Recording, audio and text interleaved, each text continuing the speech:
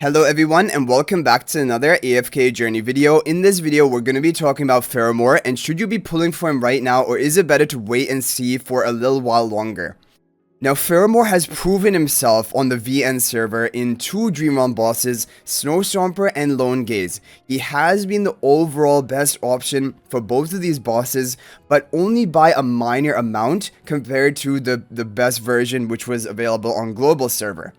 However, that was also before people had high investment and upgrades into their Faramor, and also it was before they had optimal charms onto Faramor, which by the way are probably going to be the Mystic charms. So he has already kind of proven the fact that he will be meta in Dream Realm, at least for a couple of bosses. But now one thing you have to keep in mind is he is being released on global server on a day where Elucia the Unveiler is the boss, where Faramor is not going to be useful there because not only will he be prevented to cast his ultimate, but Elucia is going to keep jumping back and forth, and that is going to get her out of the range of his magic circle, and then he will have to recast it, which he will not be able to do because he will be blocked on his ultimate cast. So he does not function well in Elucia, and similarly, tomorrow we're going to have Thalassa, where no melee hero is runnable in Thalassa, so Faramor will most likely not be useful tomorrow either.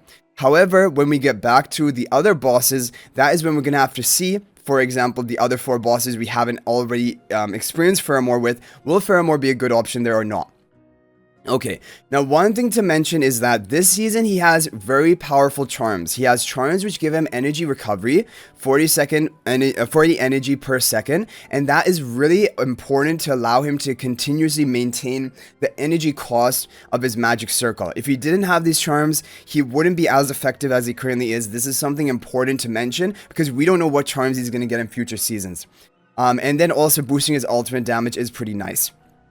Okay, but overall, right now, Faramor is the top Dream Realm hero from the main faction heroes released up until this point in the season. There's no question about that. He has way more relevancy than Velka, and out of the S levels, no S level hero has been at all useful for Dream Realm yet. We have one more, which will be Shamira. We don't know about her yet.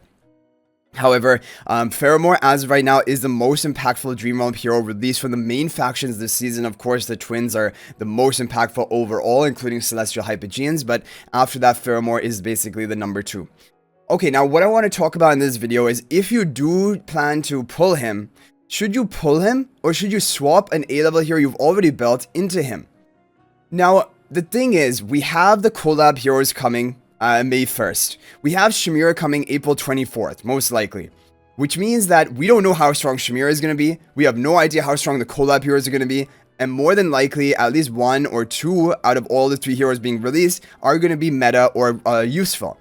And which means that we will need to have a lot of resources stockpiled. Like ideally at least enough to take 2 heroes of Supreme Plus, which is like 180,000 diamonds or something. You would ideally want to have that by the time these heroes come out. So if you have an abundance, a good amount of resources right now, you can pull for Faramor and you can take him and you don't even need to swap him. However, if you don't have many resources left or currently, and you have Velka already built or you have Kallen already built, you can swap ticket them into Faramor and just leave that other hero at the lower level of Ascension. Like you can go for recruiting, the 8 copies of Faramor, which you do on one single hit of him, and then you can ascend him up to like epic tier, and then you just swap him to the other hero that you already have built, and then that other hero is going to be the epic, and Faramor is going to gain whatever ascension that hero was at.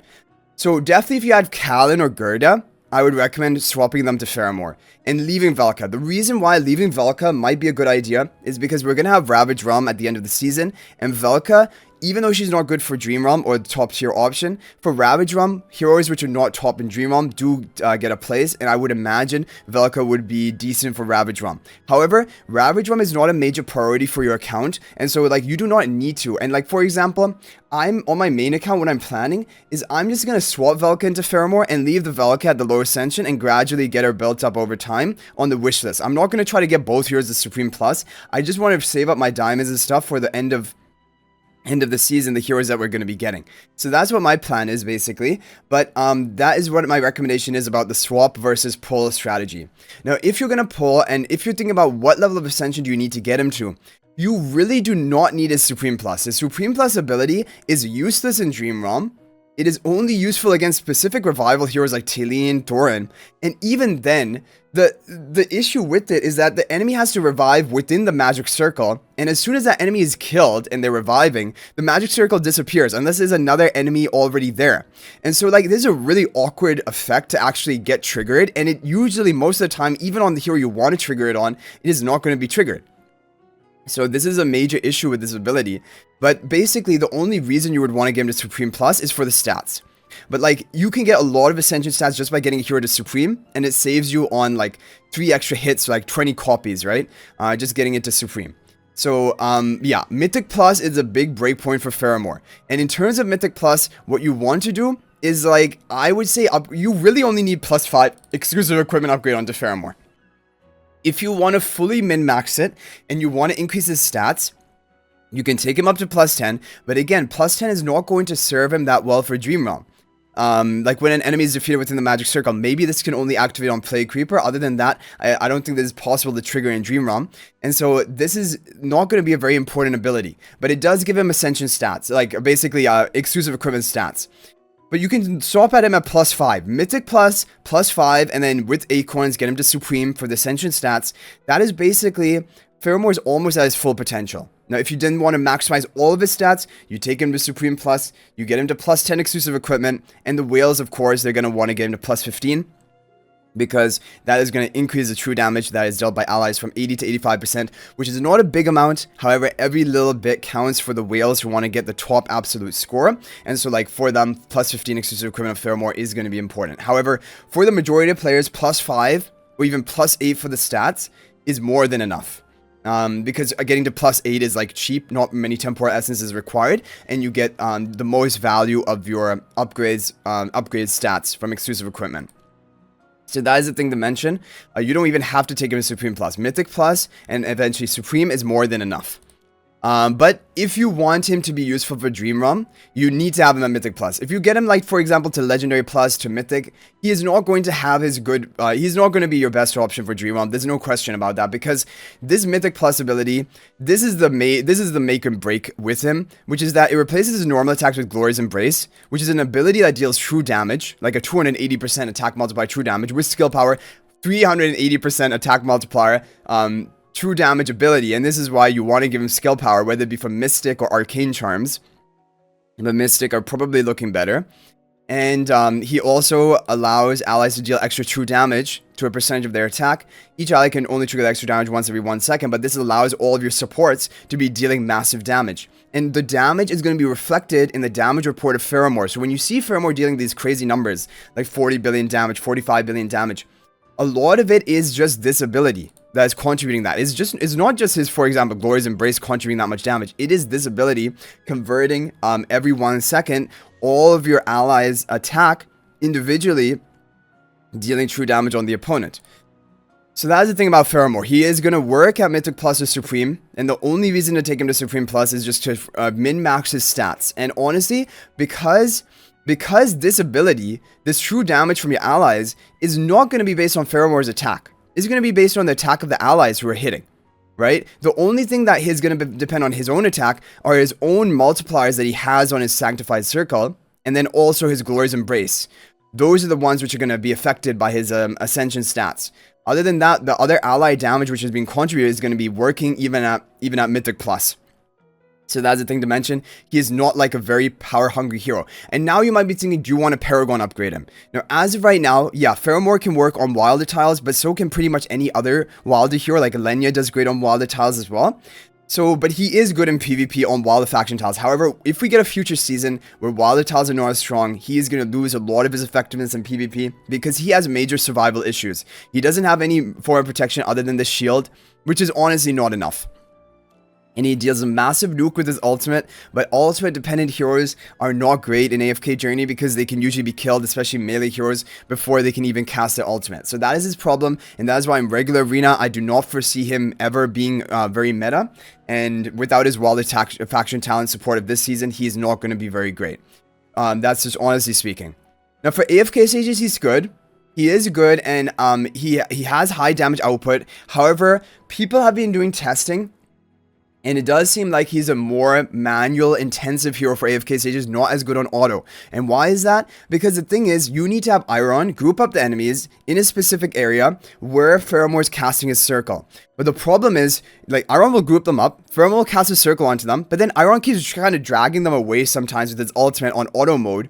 But if you're on manual, you can keep forcing each one of Iron's ultimate to keep lining up the enemies onto that circle of Faramor, and that's what you want for optimal damage. But if you do that, basically, it is one of the highest damage output AFK stage pushing teams out there. Basically, it's the Twins, Tossie, Iron, Faramor, and then Bonnie, for example. Or rather than Bonnie, some other hero. But that is basically the core team used for AFK stages, and it has massive damage output if you manual cast Iron's ultimate and they're all on the circle of Faramor. But that is kind of annoying because, like, for a lot of people, they want good auto teams for AFK stages, and Faramor is fine on auto, but nothing, as of right now, nothing absolutely game breaking I've seen. However, he does have that very important use that if you have those really difficult stages where there's high healing of the opponent, with his Sanctified Circle, he can prevent the enemies from healing. And that is powerful for certain AFK stages, but again, it usually will need to be manual casted onto enemies and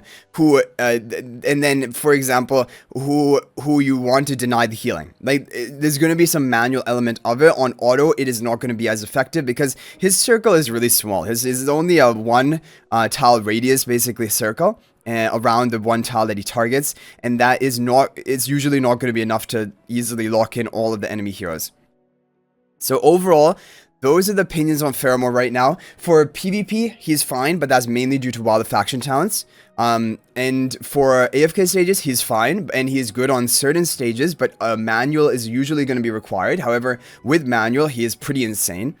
And then for Dream Realm, he is good. He is overall meta for Dream Realm. There's no question about that. Velka, you do not consider a meta Dream Realm hero, but Faramor, he is definitely a meta Dream Realm hero. There's no question about that. Even if his only performance is the two bosses we've seen, that is already enough to warrant him meta, basically, title for Dream Realm, and probably is going to have even more use than that. So overall, Faramor is a great hero, and he doesn't need high level of investment. Even +5 exclusive equipment, Mythic Plus, is more than enough. And for people with low resources, that is all I would take him to. And then you can get the eventual more copies just from your wish list.